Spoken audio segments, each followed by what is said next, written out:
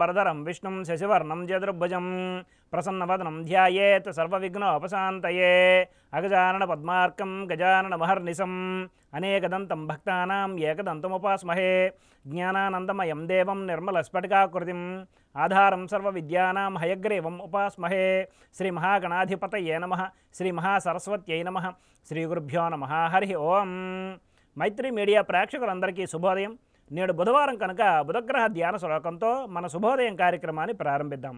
ఓం ప్రియంగుకళికాశ్యామం రూపేణ అప్రతిమం బుధం సౌమ్యం సత్వగుణోపేతం తం బుధం ప్రణమామ్యహం అనే ధ్యాన శ్లోకాన్ని నేడు అవకాశం ఉన్నంత వరకు పారాయణ చేయండి.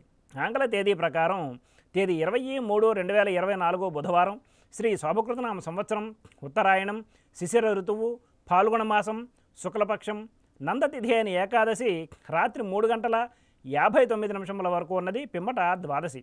పుష్యమీ నక్షత్రం రాత్రి 12:25 వరకు ఉన్నది, పిమ్మట ఆశ్లేష నక్షత్రం. ఈరోజు వర్జ్యం పగలు 7:26 నుండి 9:07 వరకు, దుర్ముహూర్తం ఉదయం 11:41 నుండి 12:29 వరకు ఉన్నది. నేటి సూర్యోదయం 6:05 కాగా సూర్యాస్తమయం సాయంత్రం 6:03.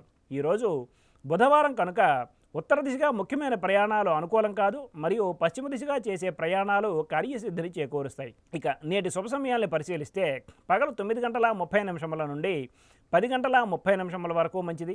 ఈ శుభ సమయాలలో స్వల్ప ప్రయాణాలు, గృహోపకరణాల ప్రారంభాలు మాత్రమే తప్ప శుభకార్యాల ముహూర్త నిర్ణయం విషయంలో జ్యోతిష్కుని సంప్రదించడం వలన కార్యజయం కాగలదు. వర్జ్య దుర్ముహూర్త సమయాలలో ఏ విధమైన శుభాశుభ కార్యక్రమాలు ప్రారంభించడం అనుకూలం కాదు. ఈ మాసం ఫాల్గుణ మాసం కనుక వివాహాది శుభకార్యములకు శుభముహూర్తములు కలవు.